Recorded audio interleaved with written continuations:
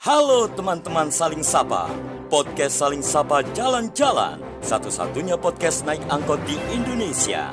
Tayangan aneka info menarik di YouTube channel Taufik Sagwanto. Like, share, and subscribe.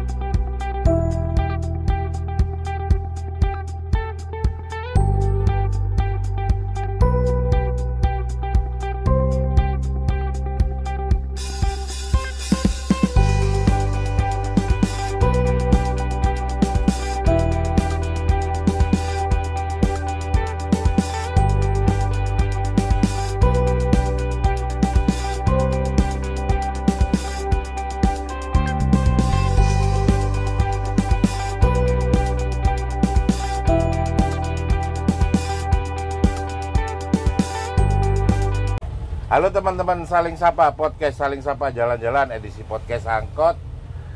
Sekalinya ngangkot ketemu dengan orang-orang yang berkualitas. Wah, ini kebetulan episode kali ini istimewanya adalah kita kedatangan seorang pelaku KM yang kita bisa ambil inspirasinya, yang kita bisa ambil pengalamannya untuk kita jadikan inspirasi. Wah, asik. Langsung saja the one and only Miss Vira. Oh, Miss Vira, ya. Asik. Kan celuk Miss, kayak guru-guru SD. Ya, kayak guru playgroup. Nah, apa kabar, Vir? Baik, alhamdulillah sehat. Mas Taufik sehat. Sehat. Cuman gini, jadi lucunya kemarin pada saat ada acara Pemkot di MCC, Iya. kok petuk asa iki. Terus umek-umek arek cilik kok umek-umek. Jadi disclaimer teman-teman, aku kenal dia tuh mulai dia masih SMA, masih anak kecil, dan aku nggak tahu kalau Putih dia itu putih abu-abu, dan dia itu yang nggak sama sekali nggak ada kuliah di jurusan Kuliner nggak ada. kuliner, tata boga atau whatever, nggak ada, tapi tiba-tiba dia berkecimpung di dunia itu. Apa sing inspirasi? Nggak ada sih, nggak ada basic masak juga nggak ada, cita-cita juga nggak ada. Cuman ketemu sama suami yang ini, mertua mantan nenek ya, Nah, nenek. mertua itu bisnisnya memang catering. Oke, kamu ngelanjutin. Ngelanjutinnya itu yang udah mapan jadi apa sempat drop? Sempat drop, sudah nggak jalan. Oh, berapa tahun nggak jalan? Mulai tahun 2000-an udah nggak jalan kayak. Udah 2018 udah nggak jalan.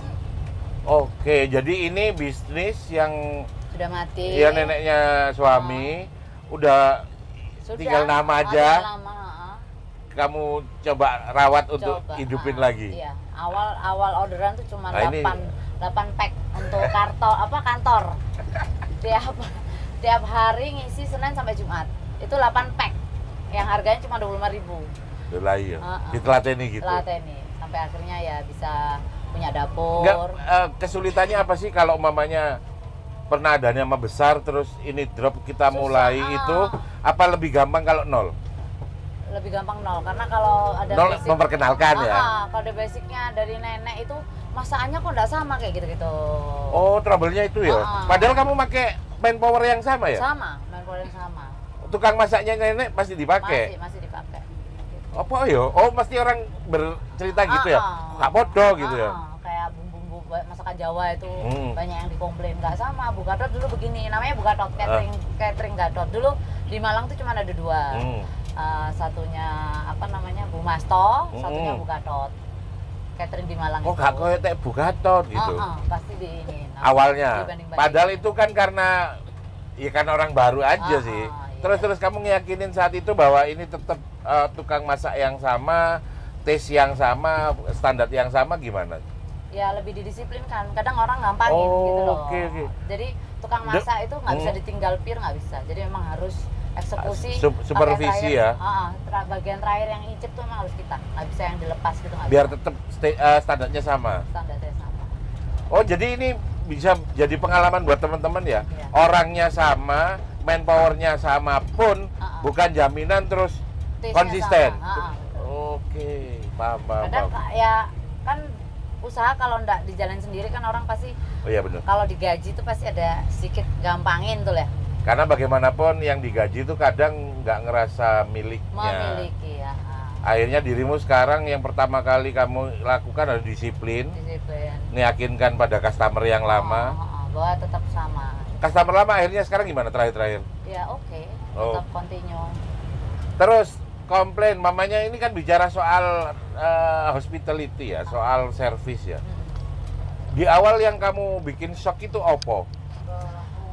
Dari yang belum pernah harus ke pasar purchasing dewe belanja sendiri, cari harga yang paling murah, itu yang susah. Ngawali cari langganan baru lagi. Langganan apa supplier sayur, daging, ayam yang kualitasnya paling bagus itu paling susah. Karena juga butuh teman-teman dari supplier yang konsisten juga produknya. Iya, yang harus benar-benar ikan harus fresh. Itu dilihat dari matanya kan ada tuh. Akhirnya ngerti loh ilmu-ilmu kayak gitu. Dulunya sama sekali nggak tahu. Ikan ya. Nggak ada. Nggak tahu matanya gimana, insannya kayak gimana. Sekarang paham. Oke. Terus gini nih. Gitu. Aku kan ya pernah di bisnis kuliner sebentar, gak lama ya. Kadang orang itu kadang lagi masak enak, tiba-tiba berubah, tiba-tiba ada yang ngerusak gitu. Kamu bagian orang yang percaya apa enggak sih gitu? Percaya nggak percaya tapi ada gitu loh. Ada. Kejadian pernah ada ya, pengalaman? Ya kemarin itu yang di MCC langsung di clear up. Itu sering gitu ya Bang ya? Kamu lebih cenderung ini kita didukunin ini atau cenderung nggak, berarti kita kurang hati-hati, harus ganti. Simpel aja, saya berarti kurang hati-hati, bagian dapur kurang bersih gitu aja. Oke. Nggak pernah mikir sampai jauh yang ke sana karena nggak. Meskipun kadang ada yang ngomong ini harus dipageri ini enggak. Dipageri ya. Percaya aja sama Gusti Allah. Iya benar. Gitu. Terus kamu memandang bisnis ini sebenarnya bisnis yang di era digital ini masih eksis apa sudah basi sih sebenarnya? Masih eksis karena urusan apa? Urusan makan. Orang sekarang yang ngisinya kan perut, urusannya perut gitu. Biarpun apa istilahnya nemu wifi kalau ada perut juga kalau perut nggak keisi juga pasti pulang gitu loh. Iya. Terus kamu bedainnya klasternya yang tiap hari makan ke kamu kayak yang umpamanya kayak tadi yang 8 pack setiap hari. Terus sama yang ada event, kamu lebih mudah mana menghandle? Semua bisa. Maksudnya lebih mudah ya. Kalau event di balik layarnya ceritanya. Kalau wedding enak sekali event selesai. Duitnya gede. Kes-kesan lagi. Curhat aja. Oh kalau kantor nggak langsung cash ya, termin ya. Tergantung kalau ada dinas mana itu ada cash langsung. Gitu. Oh paling berarti kalau ada undangan wedding itu buat kamu kayak lebaran ya? Lebaran. Karena keuntungan, nggak apa-apa diceritain ya? Nggak apa-apa loh, ini kan share pengalaman. Keuntungan catering itu paling kecil 40%. Aman jadi ya? Iya, tapi kalau kita pinter-pinter manage bisa sampai 50%. Oke. Oh berarti sebenarnya dirimu itu besar kecilnya pendapatan itu sebenarnya di efisiensi ya? Jadi kamu kalau keuntungan ya cepat segitu, tapi kalau pas kebetulan kamu mendisiplinkan dan bisa efisien bisa sampai banyak. Oke. Terus kalau mamanya ide. Kalau untuk menu-menu ya? Ide menu-menu, kamu harus tetap ada core yang ini ciri khas kita. Terus mamanya ada customer minta, terus kamu ternyata nggak expert di situ gimana? Enggak, semua sesuai requestnya customer, klien, kita pasti bilang iya bisa. Dan masak sendiri? Dan masak sendiri. Oke, keren ya. Jadi yang selama ini kamu lakukan riset karena kamu kan sebenarnya istilahnya generasi selanjutnya ya, generasi ketiga ya. Itu kamu pertama kali risetnya gimana? Kan waktu kenal sama suami yang ini nenek masih ada. Masih ada ya nenek ya? Masih sering dimasakin, malah bahkan diajarin masak ini. Cuma karena saya basicnya nggak suka masak, sukanya hanya makan. Tetap nggak bisa masak. Tapi sebenarnya taste-nya tahu. Taste rasanya saya tahu. Yang nenek tinggalin taste-nya itu tahu. Tahu. Jadi nggak usah riset ulang ya, sudah ada ya. Sudah. Oke, terus yang sekarang ini yang sebenarnya sudah yang bisa dilayani sama kamu itu apa aja? Semua bisa Dinner, apa IO bisa semua. oh IO mulai dari PD, kotak apa iya, itu? lunchbox bisa, mau prasmanan buffet bisa semua. Mau makanan Jawa, makanan tradisional, makanan Western, makanan Korea, Oriental. Semua ada bisa. Oh Korea pun kamu main ya sekarang ya? Main. Karena memang sekarang lagi musim. Lagi musim. Oke. Bulgogi gitu kan sekarang lagi ini. Terus sekarang kan lagi musim yang kayak apa party kecil, terus apa kayak main-main Western stick gitu. Terus yang bakar-bakar sendiri itu kan? Live cooking langsung gitu bisa. Oke. Gitu. Teppanyaki Iya. nyediain? Semua. Sama kokinya? Oh, keren ya. Oh berarti dirimu termasuk ketika ada orang show cooking butuh teppanyaki apa kamu sediain? Udah siap. Oke. Terus yang paling menarik nih, yang kamu paling ngomong bahwa di tempatku ada tapi di tempat lain nggak ada, masakan opo? Yang beda, maksudnya yang taste-nya ini bisa jadi paling prime ini wis. Tergantung ini orang kayak orang Chinese gitu ya. Dia tuh paling suka menunya daging ngoyong. Oke. Gitu. Beda-beda sih, orang Arab sukanya ya itulah nasi kebuli begitu-gitu. Iya, biryani, terus nggak pakai nasi, terus pakai nasi basmati ya. Iya, betul. Oke. Beda-beda taste juga, beda-beda orang, beda suku ya gitu. Oh iya ya. Lah Madura pasti diasini. Iya. Timbangan keliru. Orang Padang juga suka asin tanpa gula. Oh, mereka kalau ada gula malah langsung protes ya? Wih, gila lah. Orang Padang maunya cuma garam masakannya. Wah, ini hal yang sebenarnya teman-teman yang sebenarnya rahasia dia, tapi dia berani share bahwa sampai customer itu kalau dari suku mana dia tahu gitu bahwa dia harus bagaimana memperlakukan selera tamunya. Karena kalau buat orang yang lidahnya orang Padang mamanya dipaksain kayak Jawa yang manis, gitu, dia nggak mau. Nggak mau makan. Oke, ini penting ini, keren. Terus termasuk juga kalau Chinese food dia maunya yang benar-benar berasa Bumbunya minyak masuk, wijennya. saus-sausan masuk semua. Itu pasti kamu masuk semua, nggak ngurangin. Enggak. Atau kamu, ini standarku harus ada ini ngikutin. Oke. Jadi kamu jaga berarti sebuah masakan itu dari daerahnya ya, kamu perlakukan kayak daerahnya. Betul. Kalau yang pesennya orang Solo, Jogja ya manis. Mau nggak mau ya harus ngikutin itu. Jadi akhirnya kamu nggak punya paten tertentu bahwa aku ya iki masakan belum nggak bisa. Kalau catering nggak bisa. Oh nggak bisa ya? Nggak bisa. Harus ngikutin lidah orang ya. Jadi kamu nanya bener sama customer. Iya. Asli mana Bu gitu? Enggak, Ibu ini maunya gimana? Ibu dia ada kemarin dapat customer yang wedding itu orang Padang. Ibu orang Padang tuh kayaknya sukanya asin. Oh betul Mbak, asin gitu. Masukin. Jangan masukin gula ya gitu. Loh, kerasa. Gula dikit aja kerasa dia. Iya kan emang taste-nya orang gitu. Iya. Dan sampai memang kadang aku pikir kan yang diundang yang makan bukan banyak keluarganya, banyak tamunya. Nggak apa-apa biar mereka tahu kalau ini yang bikin acara orang Padang. Oke, aku bilang gitu. Oh, keren. Gitu. Jadi ada kayak gitu itu ya.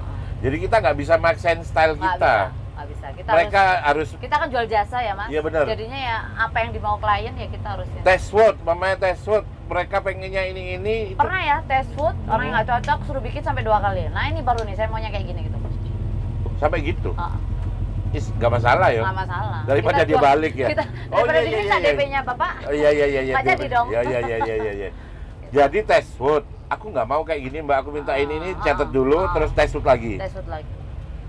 Gila ya. Makanya dia pasti mahal karena memang bener-bener sesuai Enggak dengan. Sih punya aku nggak mahal. Nggak, maksudnya wedding itu kan lebih mahal dari acara lain karena memang itu bener-bener sesuai dengan tuan rumah. Sesuai kemauannya klien. Jauh-jauh hari. Betul. Terus mereka juga. Kamu pernah nggak sih lucu ngalamin fake di tengah acara yang gede gitu, terus kamu ngatasinya gimana? Waktu kredit. Umpamanya nih, bukan yang kecil cuman, kurang garnisnya apa kan gampang. Oh pernah. Apa ketinggalan menunya di dapur. Ya apa maksudnya? Ya menu satu itu ketinggalan di dapur. Di dapur pusat. Akhirnya ngambil. Pulang ngambil. Terima kasih. Jadi kalau pas mau naikin itu memang harus ada di checklist ya. Nah itu perubahan ini kelewat. Kalau tinggalan es sering, terus ketinggalan pemanas gel tuh sering sekali. itu wajar lah ya. Wajar. Lucu-lucuannya di situ ya. Hebohnya di situ, maki-makiannya di situ. Gitu. Jadi teman-teman bisa dibilang bahwa apa yang terjadi di depan meja saji itu berbeda dengan di yang belakang. di belakang. Tuh kredit sekali. Di belakang tuh kayak orang perang ya. Betul. Dirimu lebih cenderung di belakang nungguin. Suami saya yang di dapur, saya yang di Oh gitu, bagi tugas ya. Bagi tugas. Wah, terus saya bagian belanja, suami saya yang ini bagian masak. sekarang jadi DPR tahun 2024 sampai Tetap kalau ada catering harus datang. tesnya soalnya iya. Iya. Dia yang bisa masak soalnya keturunannya ya, Bu ada Gatot dia. salah satu klien ya. Teman baik Mas Dani ini. Mas Dani waktu itu kalau nggak salah di Ambon. Masalah tuh, aman mah beres gitu ya. Ternyata nggak beres. Nggak sesuai rasa. Gitu. Karena emang dia kalau soal tes emang ya orangnya disiplin banget. Rasa itu dia yang eksekusi. Jadi kebetulan ya alhamdulillah beliau akhirnya jadi anggota dewan 2 kali nyoba ya. Iya. Akhirnya temannya Mas Taufik juga. Iya. Anak keren dan emang dia orang yang disiplin banget. Keren gilanya maksudnya. Enggak, emang dia untuk profesionalisnya keren lah. Dia disiplin banget orangnya. Mungkin itu yang membedakan sukses gak sukses itu ya dari disiplin gak disiplin itu. Jadi orangnya nyantai tapi kalau urusan kerjaannya emang dia tesnya dia yang di belakang dapur dia ya emang ya. Dirimu yang bagian jangan belanja, sampai manajemen. Ya, terus termasuk di depan kadang ikut melambela. Waktu event bagian venue saya yang ngatur semua. Ngatur itu ke sana jangan sampai kadang namanya acara, kadang orang lelah ya. Nggak boleh kosong. Nggak boleh kosong. Jadi terus tuang ada jeda karena jeda tuh kadang harga dirinya betul. Tuan rumah klien, ya. Iya. Dan nggak boleh habis. Iya nggak boleh benar-benar habis. Berapapun tamu. Pernah nggak sih tamunya over budget, maksudnya over list? Pernah. Loh, itu kan bukan salahmu. Iya. Tapi gimana kalau kita mengatasinya? hitung piring, kan kita nyediain piring sesuai dia beli berapa pack. Piring habis ya sudah, meskipun makanan masih ada. Kalau kita prinsipnya ya, cateringku nih, piring boleh habis tapi makanan nggak boleh habis. Kamu atur gitu ya? Karena itu termasuk fatal. Ini ya? Kalau piring belum habis, makanan habis itu fatal. Itu yang nggak ini cateringnya. Ya nggak hati-hati cateringnya. Tapi pernah nggak sih piring habis tapi masakan masih ada itu gimana? Sering. Memang dilebihin sama kita. Jadi kalau orang pesen 500, kita pasti nyediain 550. 50 itu takutnya safety. itu ya biar nggak malu tuan rumahnya kan. Iya. Kalau mungkin yang di tempat lain kan beli ya itu ya. Kalau kita enggak. Oh enggak ya? Kamu lebihin emang ya? Memang lebih. Memang untuk keluarganya kita bungkusin untuk keluarganya. Kan di rumah pasti nggak ada sempat masak mereka tuh. Oh iya pasti. Jadi ibu-ibu yang kadang siapin plastik kamu yang siapin Aku dia? yang siapin. Oh alah, tak paham. Makanya biasanya kalau terakhir-terakhir itu ngeroyok ibu-ibu itu bawa plastik loh. Masa ibu-ibu dari rumahnya bawa plastik? Nah, kita nyediain. Kamu nyediain ya? Berarti semua lengkap termasuk kotak-kotaknya itu kamu sediain biar semua. bisa bawa pulang. Iya, betul. Oke, ini menarik gini. Jadi aku nggak nyangka loh kalau sedetail itu ngitungnya. Oh, detail banget. Dulu awalnya memang pertama terima job event wedding itu aku di Downsen, Batu. Oh, jauh dari Malang terus? Kan Mas Dani waktu meskipun neneknya catering, dia nggak pernah ikut terlibat, ya baru itu ya. Ini karena dari pengalaman pertama sudah ini, menggantikan, karena sudah mau meneruskan ya harus. Jadi dia ikut dealing, ikut ngasih bonus, potong apa semua. Udah itu jadi pengalaman. Jadi kalau sekarang dealing dia nggak pernah boleh ikut, karena ngawur ngasih harga. Tetap ibu-ibu lah ya. Kasih bonus, kasih harga itu sudah dari yang 40 jadi 35. Terus ngasih bonus tuh berapa menu. Akhirnya kelabakan pertama belanja, dia yang masak, manajemennya belum oke, telat, terus nggak dapat keuntungan. Itu pertama kali event aku. Tapi nggak apa-apa, minimal belajar. Gimana belajar kan ada ongkosnya. Betul. Pengalaman itu ada biayanya. Tapi keren. Kamu ngerasain tapi langsung, wah ini sebenarnya pekerjaan ini kalau ditekuni keren gitu kan. Keren. Kamu baru itu ya nyadar ya. Terus akhirnya ada passion di situ. Betul. Asik. Terus sekarang sebenarnya kita itu janji minggu kemarin, tapi dia ada event full sampai malam katanya. Iya. Ini tapi kamu langsung minta waktu minggu depan, pokoknya kosongin buat podcast angkot saling sapa jalan-jalan. Akhirnya dia benar-benar datang on time. Ya emang ibu catering gitu ya, on time ya. Dia datangnya on time banget. Terus ini nih, yang menarik lagi, yang pengen aku tahu di balik ribetnya orang-orang di dunia kuliner. Andai kata nih, kayak fake mamanya, di luar prediksimu. Katakanlah tiba-tiba ini basi mamanya. Oke, clean up, tapi kan kamu harus ngasih ganti. Langsung masak di tempat. Oh, jadi kemungkinan terburuk masak di tempat pun siap. Siap. Oke. Itu biasanya kamu kasih waktu berapa? Karena bumbu udah pasti kalau bumbu kan? ada, ya. Cuman bahan kayak dagingnya atau ayamnya itu. Kamu langsung prepare, masak langsung. Butuh berapa untuk nutup itu? Enggak sampai 1 jam. Enggak sampai 1 jam. Tapi continue ya, enggak langsung masak gede, partai gede. Jadi kalau mau dengan 3.000 kita masak 1.000 enggak. Per 200 dulu matang, 200 dulu matang, 200 dulu matang. Untuk ngaman? Itu pernah ya? Pernah. Itu event gede banget itu. Event gede banget. Ada fake. Akhirnya kamu harus masak 200 gitu. Tapi kalau di mejanya nggak ada apa-apa kan? Aman. Oke, jadi aman. Pas di mejanya tetap terus ngisi terus. Ngisi tuang. Oh, malah fresh hebatnya. Fresh. Tapi dekat. Tapi ya kokinya mules ya. Kasihan ke kokinya. Iya. Venue itu mereka udah yang tinggal. Mereka tinggal menyempurnakannya, tinggal tuh. Iya, benar. Berarti itu kamu benar-benar kan kamu atur jangan sampai sana habis, ini belum matang. Iya. 200 gitu. Tapi gila ya. Kayak orang setengah, bener buat aku kayak orang perang gitu loh. Iya benar. Beradu sama waktu apa. Sampai Mbak Presto bawa. Ambil di dapur. Janji. Loh yang keren terakhir itu waktu pemilu itu. Gimana ceritanya? Dapat orderan 6.500 dalam 1 hari. Jadi makan siang sama makan malam. Packing nasi kotak. Kalau itu kredit sekali. Soalnya memang jumlahnya gede 6.000 loh. Siangnya 3.500, malamnya 3.500. Wih gila loh. Itu ya bener-bener. Kita paling telat malam jam 10 kirim. Itu paling telat sudah. Itu sudah cover 60. Jadi yang di dapur 25 orang, yang bagian packing itu 40-an. 2 meja gitu. Sudah pakai tenda sudah. Dapur nggak cukup untuk packing. Karena memang sudah terlalu besar jumlahnya. Iya, tapi berarti dirimu rekor pernah backup di sebuah event 6.500 pack clear. 1 hari clear. Gila loh. Berarti kapasitasmu segitu ya kalau mau ditantang ya. Waduh. Loh, ada namanya Pak Moreno ya. Itu kalau pernah order tuh jam 9 malam, setengah 9 telepon. Itu minta udah malam berarti? 9 malam, setengah 9 malam. Padahal kita kalau di dapur itu nyetok dus cuma 200. Iya iyalah. Itu enggak, pesennya 1.000 bisa enggak, Mbak? Hah? Saya bagian belanja bisa, cuman yang bagian masak ini siapa? Udah jam 9, harusnya ngirimnya jam 11. Iya dong. 11 pagi. Katanya Mas Dani, oke mah, diain aja nggak apa-apa, kamu bagian belanja, antar aku yang nyari orang buat masak. Ya. Belanja di Pasar Gadang itu nyari toko kardus. Alhamdulillah dapat. Tapi ya begitu dengan berwarna-warna kardusnya. Ya resikonya, karena kan memang mendadak banget. Dan akhirnya ternyata pesenannya itu baru jam 11 malam dikabari 2.500. Naik lagi? Naik lagi. Loh. Jam 11 malam, 11 pagi terkirim.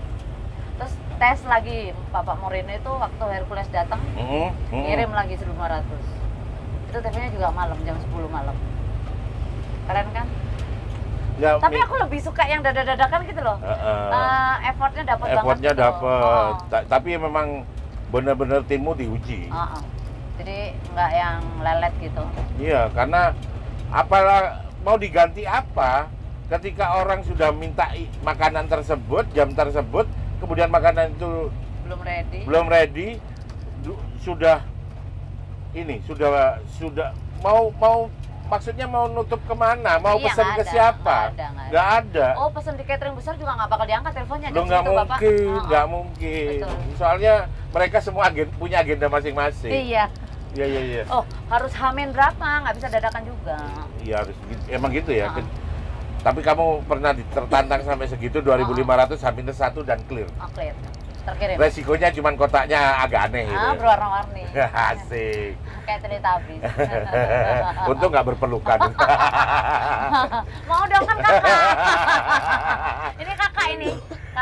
Ini gimana deh? Ini deh. Ini terakhir sebelum aku tutup acara ini. kamu kasih inspirasi buat teman-teman yang sekarang ada yang mau meneruskan usaha orang tua tapi ragu, atau mau benar-benar dari nol usaha kuliner. Menurut kamu harus gimana?